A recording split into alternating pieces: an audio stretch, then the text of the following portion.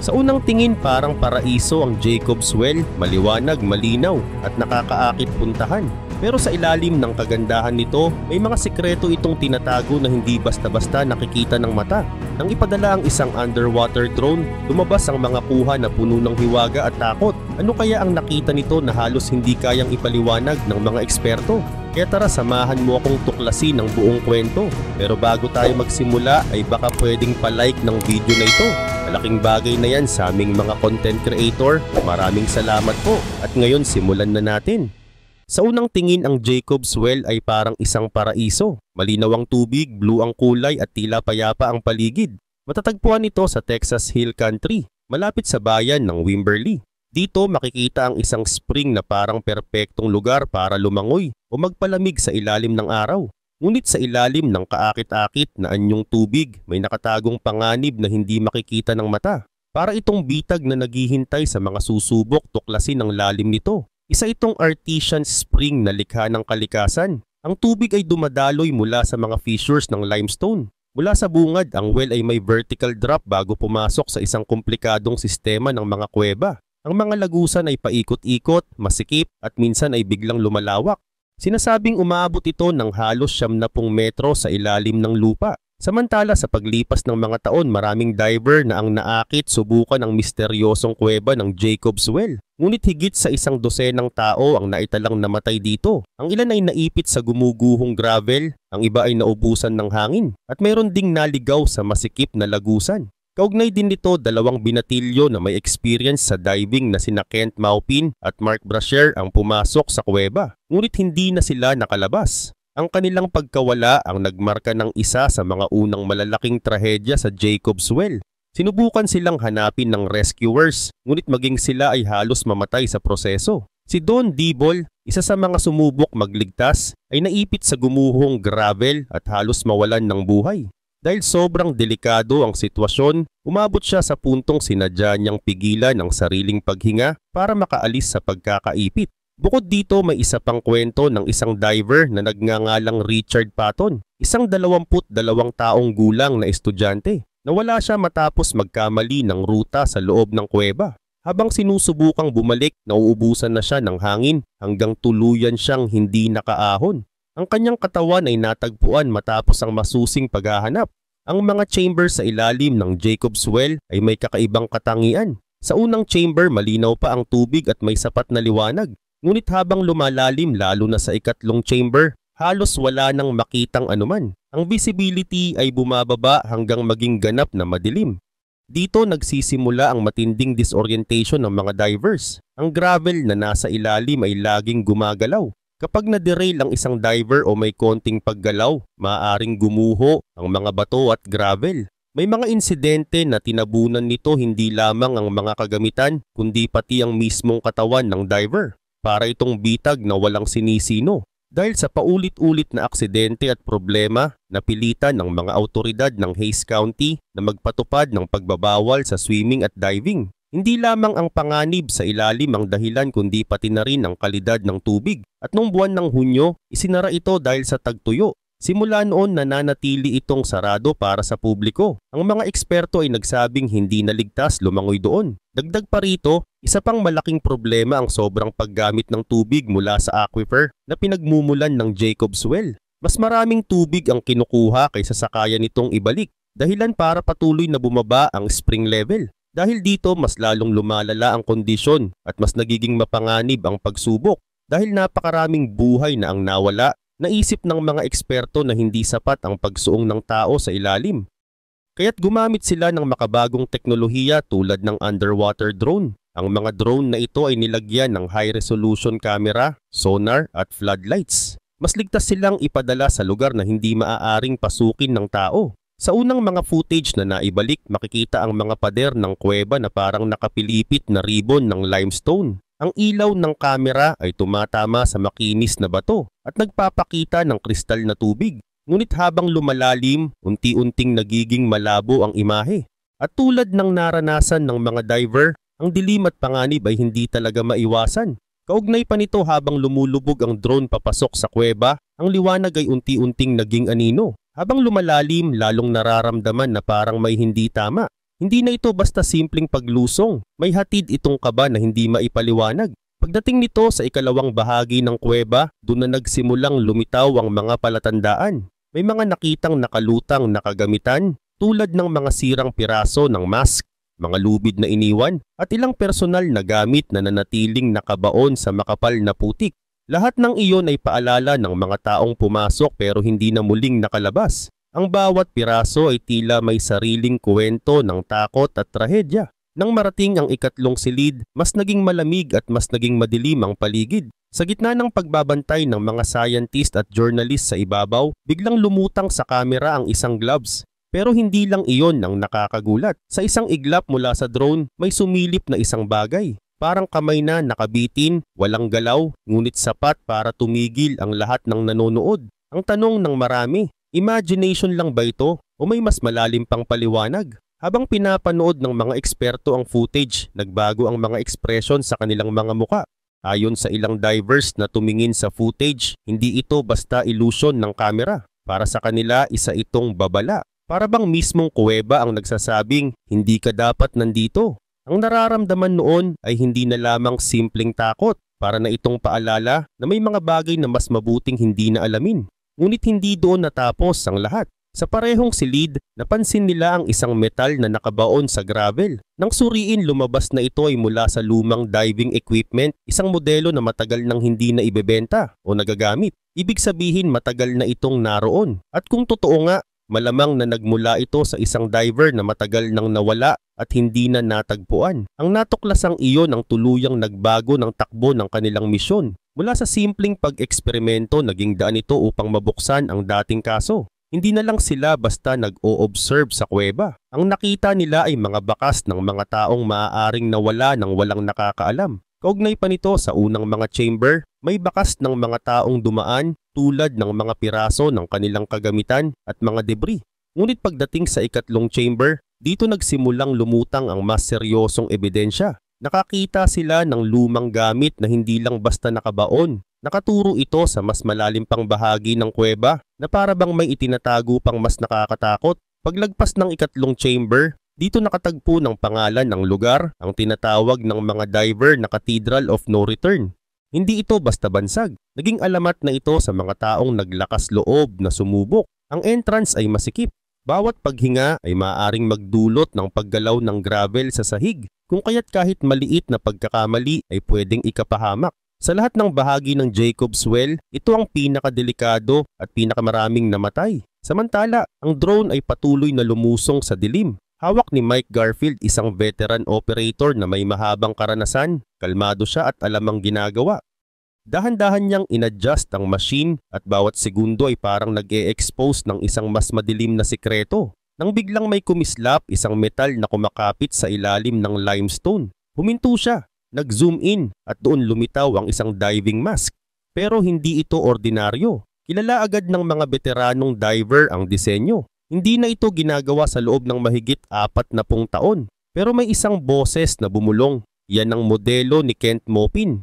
At doon nagsimulang magbago ang takbo ng buong ekspedisyon. Hindi na ito simpleng pagsisiyasat. Isa na itong recovery mission. Samantala patuloy na sumulong ang drone. Ang ilaw nito ay kumakapit sa bawat fissure ng pader. May nakita silang oxygen tank na nababalot na ng rust. Halos burado na ang label ngunit nananatiling buo. Sunod ay ang punit na manggas ng wetsuit na nakalutang. At pagkatapos ay ang nakakasindak na bagay, isang katawan na buo pa, nakasuot pa ng wetsuit, nakasiksik sa pagitan ng dalawang makinis na bato. Hindi ito wasak na kalansay. Ito ay buo, parang kinulong ng kuweba mismo. Ang mga braso at paa ay nakapilipit sa kakaibang posisyon. At ang katawan ay tila sinadya ng Jacob's Well na hindi na pakawalan. Sa sandaling iyon, walang nagsalita at saka marahang nagsalita si Mike.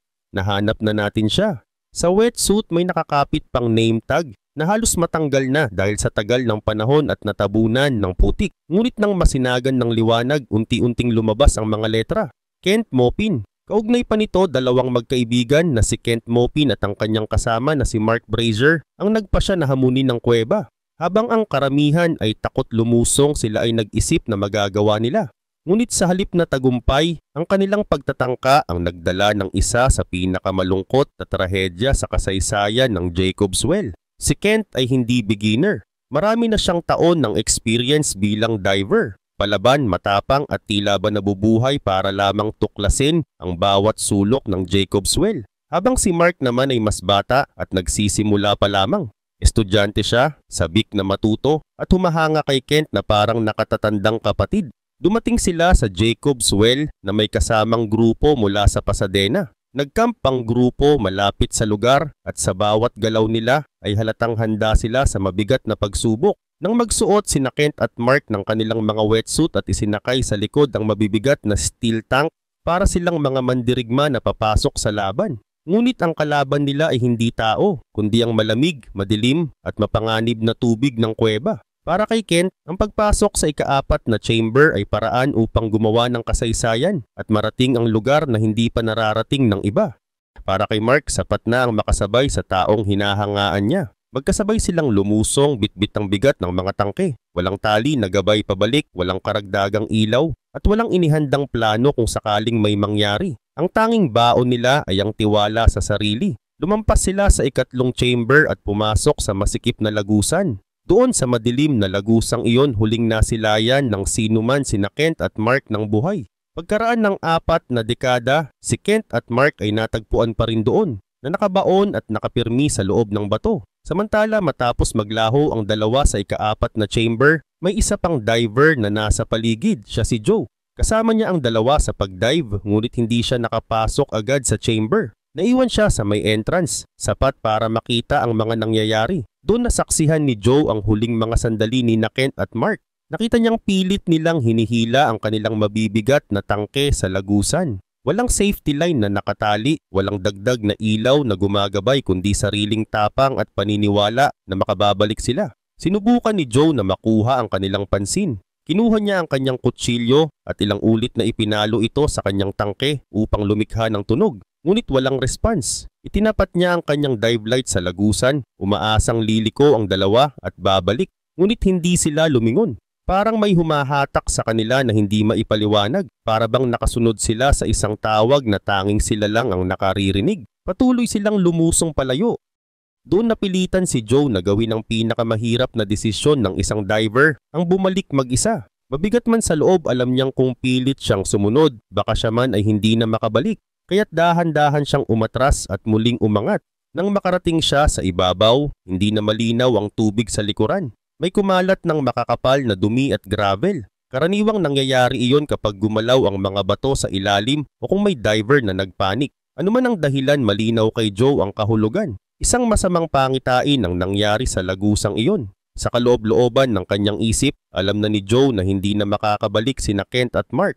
At dahil gumagabi na, ipinasabi ang tawag para sa agarang pagliligtas. Dalawang expert ang tumugon, sina Don Dibol at Paul Batalla. Parehong may karanasan, parehong may tapang, ngunit wala ni isa man ang tunay na handa sa pagpunta sa Jacob's Well.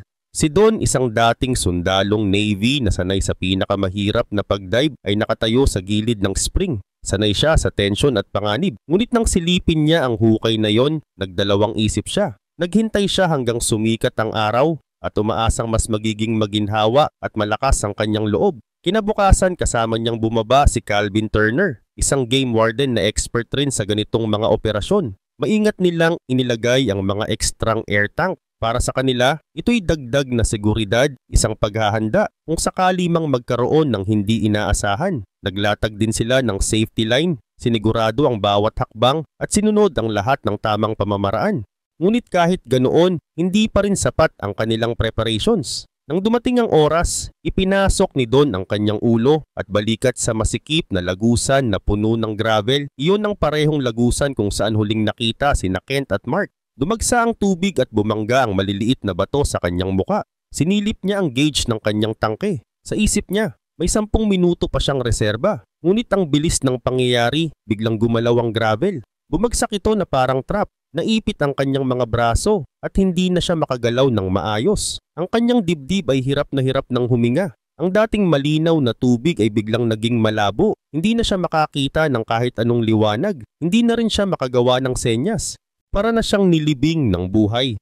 Habang bumibilis ang pag-ubos ng hangin, may pumasok na takot sa isip niya. Unti-unti niyang inisip ang kamatayan, paano ito mararamdaman, gaano ito kasakit at kung dapat ba niyang bilisan na lang ang proseso. Sa desperasyon, sinubukan niyang lunukin ng tubig. Ilang beses niyang ginawa ito, umaasang matatapos na agad ang lahat. Ngunit sa halip na kamatayan, may hindi inaasahang nangyari. Ang katawan niya ay biglang nag-convulse. Sa maliit na galaw na iyon, bahagyang lumuwag ang mga gravel na nakabaon sa kanya. Muling sumilip ang liwanag sa kanyang paningin. Sa gitna ng malabo at madilim na tubig, isang anino ang lumitaw, si Calvin. Bumalik ito dala ang ekstrang regulator at isinaksak ito sa bibig ni Don. Dahil dito muling nabuhay ang kanyang pag-asa. Ngunit ang pagsubok ay hindi pa tapos. Sa oras na lumitaw siya sa tubig, ang kanyang tiyan ay lumaki na parang 9 na buwan buntis. Ang sakit ay halos hindi niya kayanin. Agad siyang isinugod sa Brooke Army Medical Center. Doon, isinailalim siya sa recompression chamber, ngunit hindi ito nakatulong.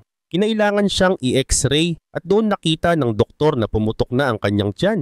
Ang sumunod na infeksyon ay halos pumatay sa kanya. Ilang linggo siyang nakipaglaban sa ospital, halos wala ng pag-asang makaligtas. Ngunit nakaligtas pa rin siya sa kabila ng lahat. Mabagal ang paggaling niya, puno ng sakit at panganib. At habang siya'y nagpapahinga, hindi huminto ang iba sa paghahanap kina Kent at Mark. Kahit ang Jacob's Well ay nagpakita na ng malinaw na warning. Kahit na nagdulot ito ng halos kamatayan, patuloy pa ring sinisid at sinaliksik ng tao ang ilalim nito. Habang si Don Dibol ay nakahiga sa kama ng ospital, puno ng tahi at maswerteng nakaligtas, hindi pa tapos ang laban. 2 kabataan ang kinuha ng Jacob's Well at hindi lahat handang tanggapin na doon na matatapos ang kanilang kwento. Isa sa mga hindi nakayanan ang ideya na iyon ay si Don Brod. Hindi beginner si Brod sa ganitong panganib. 46 years old na siya noon, matibay ang loob at lumaki sa bayan ng El Campo. Para sa kanya, ang Jacob's Well ay hindi lang isang mapanganib na spring. Isa itong pagsubok na kailangang harapin. Habang ang iba ay umatras matapos makita ang kamatayan na dulot ng kuweba, siya naman ay lalong humakbang papalapit. Ang layunin niya ay hindi lang intindihin ang well, kundi suungin ito ayon sa sarili niyang paraan. Pagdating niya sa lugar, hindi siya nag-atubili. Isinuot niya agad ang kanyang kagamitan at lumusong sa malinaw ngunit nakakatakot na tubig. Mabilis niyang tinungo ang daang patungo sa ika-4 na chamber ng kuweba. Sa pagdaan niya roon, napansin niya ang isang bagay na nakakakilabot, isang maliit na ilaw na patuloy pa ring kumikislap. Naiwan ito ng isa sa mga nawawalang divers. Ang simpleng ilaw na yon ay nagsilbing bakas ng kanilang huling mga sandali. Habang umuusad pa siya, natagpuan niya ang isang passage na halos puno ng gravel at bato. Para sa karaniwang tao, natural na anyo lang ito ng kuweba. Pero para kay Brod, malinaw ang kanyang nakita. Hindi lang ito mga bato, isa itong libingan. Naniniwala siyang naroon sa ilalim ng mabibigat na tipak ng gravel ang mga katawan ni Kent at Mark. Hindi niya matanggal sa isip ang kanilang huling sandali. Ang imaheng iyon ang bumabagabag sa kanya. Ang ideya na hindi sila naipit dahil sa takot, kundi dahil lumampas sila sa border. Lumusot sila sa lugar na sobrang delikado. At sa isip ni Brod, hindi sila dapat iwanan doon. Sa halip na umatras, naisip ni Brod na baka may paraan pa. Kung maaalis ang gravel mula sa itaas pababa, baka may pagkakataon na mailabas ang mga katawan. Para sa kanya, hindi iyon basta paghahanap lang ng remains, kundi pagbibigay ng katarungan at pagbabalik sa pamilya ng kanilang minamahal. Samantala, 2 araw makalipas, dumating ang isang malaking flatbed truck sa bayan ng Wimberley at nakasakay dito ang isang napakalaking machine na animoy galing sa hinaharap. Hindi ito spaceship gaya ng inakala ng ilan sa unang tingin. Isa itong mobile recompression chamber na ipinadala ng Schaefer Diving Company. Ang mga pamilya ng mga biktima mismo ang nag-hire nito. Hindi nila inalintana ang laki ng gastos. Ang tanging mahalaga para sa kanila ay maibalik sina Kent at Mark kahit anong halaga pa ang kailangang bayaran. Sa puntong ito, hindi na simpleng pag-dive ang ginagawa ng grupo. Isa na itong malakihang operasyon. Ang mga diver at eksperto ay nagtulong-tulong. Dala ng pagnanais na matapos ang misyon. Hindi na lamang din ito tungkol sa kasaysayan ng Jacob's Well bilang isang mapanganib na lugar. Isa na itong personal na laban, isang laban ng mga pamilya, ng mga kaibigan at ng mga taong hindi handang magpaubaya. Dagdag pa rito si Louis Schaefer ang unang lumusong para tingnan ang nakaharang na lagusan. Pagdating niya sa ilalim nang makita niyang halos sarado ang daanan, agad niyang sinabi sa radyo ang salitang God Almighty. bilang tanda ng matinding pagkagulat. Doon nagsimula ang isa sa pinakamahirap na rescue operation na isinagawa sa Jacob's Well. Mabilis na kumilos ang mga kasama niyang diver. Naglagay sila ng malaking hose at sinipsip ang mga gravel mula sa ilalim. Ang mga maliliit na bato ay umaangat kasama ng tubig at inilalabas papunta sa sapa. Samantala, ang malalaking piraso ng bato ay kinukuha gamit ang kamay, inilalagay sa mga sako at isa-isang hinahatak pa itaas. Ang gawain ay sobrang bigat, nakakapagod at puno ng panganib. Ngunit ang pinakamahirap sa lahat tila lumalaban ang mismong well. Sa tuwing nakakabutas sila, bumabagsak muli ang mga bato at gravel. Parang humihigop ito at muling tinatabunan ng butas na pinaghirapan nilang buksan. Sa kabila nito, hindi sila tumigil. Patuloy silang lumaban kahit unti-unting napapagod ang katawan at nauubos ang lakas. Dumating ang oras na naubos ang pondo. Hindi mura ang kagamitan at hindi rin madaling bayaran ng mga taong araw-araw na nagbubuhat at sumisisid. Habang lumilipas ang mga araw, ang progreso ay halos hindi makita. Ang iba sa mga volunteer ay nanatili dahil hindi nila kayang iwan ang lugar na pumatay sa kanilang mga kasamahan. Hanggang sa mismong senador na si Cadet Brooks ay nakialam at nagdala ng bagong pangkat mula sa kumpanyang Brown and Root. Sinuri nila ang lugar, inaral ang sitwasyon at pagkatapos ng maingat na pagtingin, nagbigay sila ng konklusyon. Sobrang delikado, hindi kayang ipagpatuloy. Kung kaya't 12 araw matapos mawala sina Kent at Mark, tuluyang itinigil ang operasyon. Ang misyon na nagsimula bilang pagsagip ay nauwi sa pagsuko. Nang formal nang ideklarang tapos na ang paghahanap, 2 buhay ang tuluyang nawala at libo-libong gravel ang naiwan sa ilalim. Ipinapakita nito na muling nanaig ang Jacob's Well. Alam ng well kung paano panatilihin ang anumang kinukuha nito. Gayun din naman bilang isang artesian spring na pinapagana ng Trinity Aquifer, nagagawa nitong magbuga ng tubig ng diretsong umaabot ng 1 metro pataas. Ayon sa mga tao noon, rinig ang ugong nito kahit mula sa kalsada. Subalit nagbago ang lahat. Habang dumarami ang gumagamit ng tubig para sa bahay, negosyo at iba pang gamit, bumagsak ang pressure. Unti-unting humina ang daloy hanggang sa halos tumigil na. Nai-record din sa kasaysayan na may mga pagkakataon na hindi umagos ang Jacob's Well. Sa bawat pagkakataon, mas maraming tao ang nagtatanong, ito na ba ang wakas ng spring? Isa sa mga dahilan ay ang patuloy na pagbomba ng tubig mula sa aquifer ng mga kumpanyang tulad ng Aquatex na bahagi ng essential utilities. Hindi ito illegal o palihim, normal na negosyo lamang, ngunit ang aquifer ay hindi nakakasabay. Kung kaya't nagpasya ang Hays County na kumilos. Binili nila ang ilang bahagi ng lupa sa paligid ng well. Pagkatapos, isang local group, ang Wimberley Valley Watershed Association, ay nagdagdag ng karagdagang lupa. Tinawag nila itong West Ridge Tract. Naglagay sila ng bakod, nagpost ng mga warning, at nagsimula ng mga plano para sa conservation. Ngunit iba ang hamon sa ilalim. Ang Trinity Aquifer ay parang living organism. Kapag masyadong naubos ang tubig, aabutin ng maraming taon o dekada bago ito makarecover. May ilang scientist pa ngang nagsabi na baka hindi na ito ganap na makabalik sa dati.